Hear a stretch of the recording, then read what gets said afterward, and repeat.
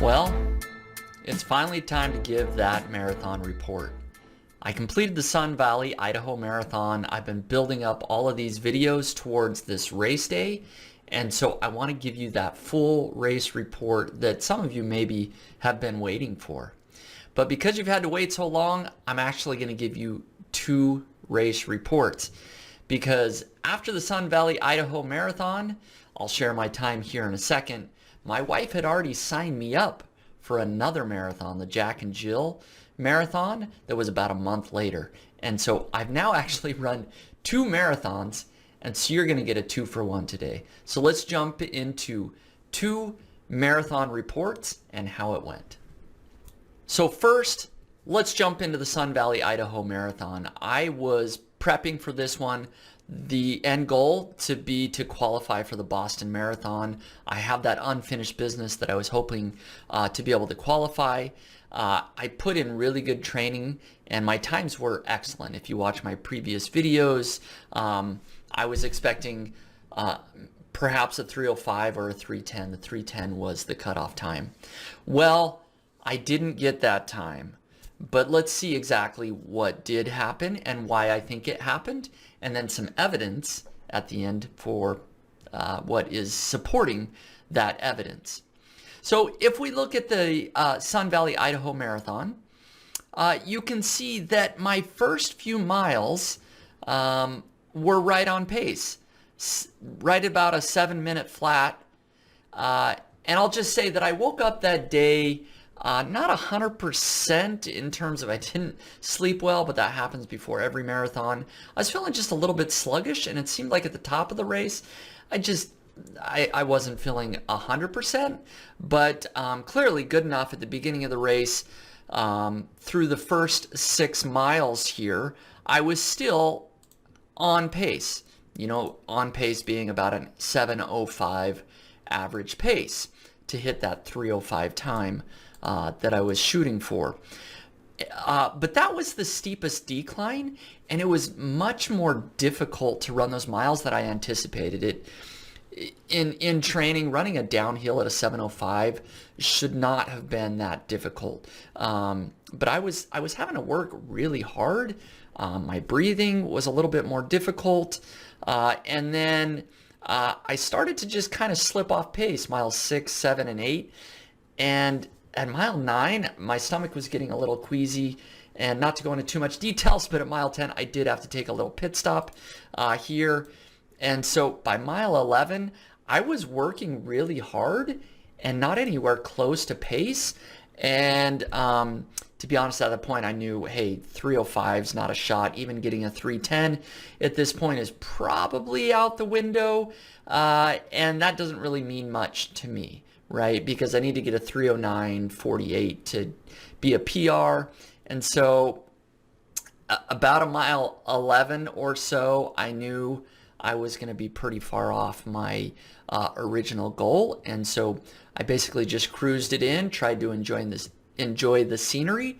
And Sun Valley is a very scenic and beautiful course.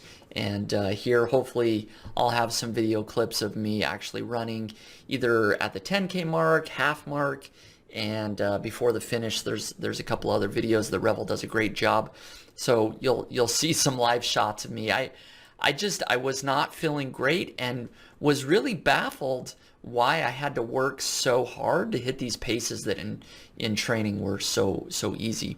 So at the end of the day, I ended up with a 3:22, not a very fast marathon for me, and a pretty disappointing race overall. But again, I sort of knew about 9-10 miles in that it just was not my day, and I sort of eased off, got my breathing under control, and just cruised on in.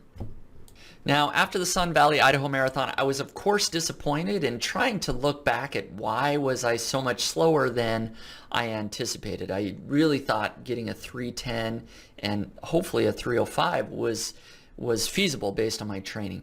The only thing that kept coming back to me is that maybe it was the elevation.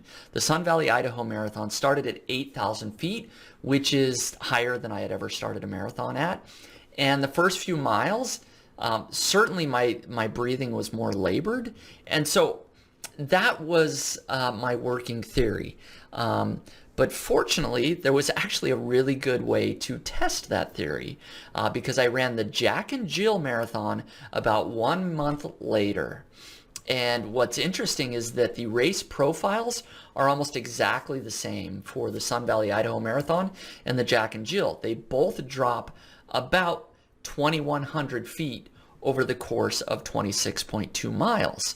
But the difference is that the Sun Valley, Idaho Marathon starts at about 8,000 feet elevation, whereas the Jack and Jill Marathon starts at about 2,500 feet. So if I pull up the results for the Jack and Jill Marathon, we can then compare. Well, what happens when you start at 2,500 feet and drop 2,100 feet, about 2,000 feet, compared to starting at 8,000 feet? Well, I'm happy to say that I believe my theory plays out, that the elevation is really what impacted me at Sun Valley, because this is only 4 weeks later. I didn't really have any time to train in addition, basically just recovered. And if anything, I would be in a little bit worse shape because a marathon can do a lot of damage in terms of recovery needed 4 weeks later. So going into Jack and Jill Marathon, my expectations were really low, to be honest. I was thinking, you know what, I should probably expect about a 3:20. That's just what I ran 4 weeks before. Maybe a 3:15 if I have a really good day. And so I decided to go out at about a roughly a 3:15 pace, and if I felt good after the first 6 miles, to then go faster, right? And so honestly, I thought if I get a 3:15, that is faster than I'm expecting. So really low expectations, low pressure, and maybe that's part of it too. But it went really, really well for me. So if we look at the laps, the mile by mile breakdown, and I will say that this isn't perfect because the Jack and Jill Marathon, you're out in the country where the GPS doesn't have good connection. In fact, the first 3 miles, you run through a tunnel where your watch doesn't really receive GPS connection. So the whole race, I was off the mile markers by almost a quarter mile. And so were my times per mile accurate? Not 100%, but close. Right, so the first few miles I ran a little bit slower on purpose, and then I started to pick that up. I was hitting times after, well, even at mile 5, it was 6:54. That's where the downhill kind of started. The first 3 miles are flat, and then it goes downhill.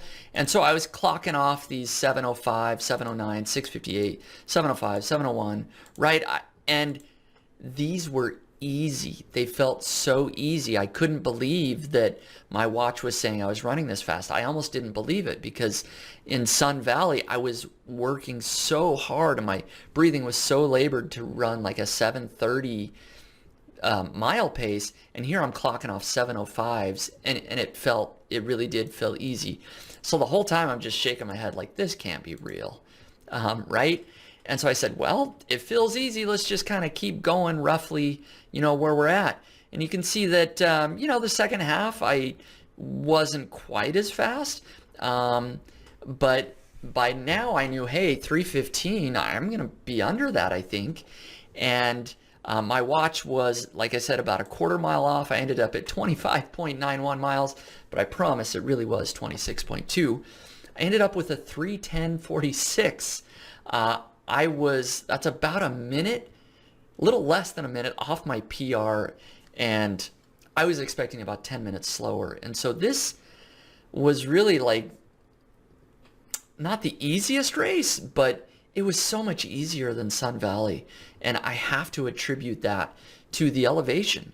And so if you ran Sun Valley out there, just realize that running at 8,000 feet elevation, it's kind of a big deal.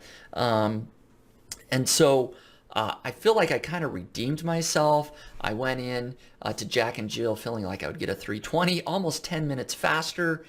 And that led me to the decision, my wife and I, again, kind of my wife pushing me, to sign up for the Big Bear Marathon, Revel Big Bear, on November 13th of this year. And that's a few months away. It's a much faster course. That's where I got my PR, and I should get my Boston qualifying time there. That's the expectation. So even though I was quite frankly very disappointed with my Sun Valley, Idaho marathon that I had trained really hard for, I at least have an excuse. I feel like the elevation played a part because 4 weeks later I came and I redeemed myself, and I felt like I wasn't even trying as hard in terms of like, I just didn't expect to do as well as I did at the Jack and Jill marathon. To almost get a PR, almost qualify for Boston, that I've got a great mindset, I think, now, because I feel like, okay, I'm already at a 3:10. I just need to shave off maybe a couple more minutes. And the Big Bear Marathon's even faster course. I've run that, and I wasn't impacted as much by the elevation of Big Bear, maybe because it drops so much at the beginning. And so I'm very optimistic, very positive that I'm going to do quite well and get that solid Boston qualifying time. So it didn't happen at Sun Valley, but I still have that goal. I think I'm just a couple of months away here, and I'm going to get that solid BQ time. Now, there's actually been some other news in my marathon world that's happened really recently, like just yesterday. And it's news so big that it needs its own video. And so I'm going to just tease my next video that I have some really big news that you might be interested in hearing. I will try to record that quickly and get it up in the next week, but don't hold me to it. So just stay tuned. There's more to the story. Thanks again for watching.